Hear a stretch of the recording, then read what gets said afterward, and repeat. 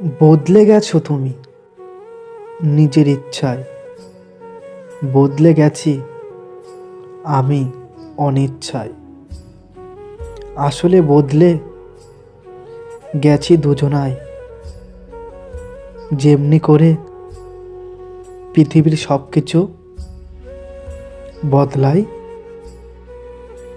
কেউ যদি অভিমানে তোমার সাথে কথা না বলে, বুঝে নেবে সে তোমাকে আড়ালে মিস করে।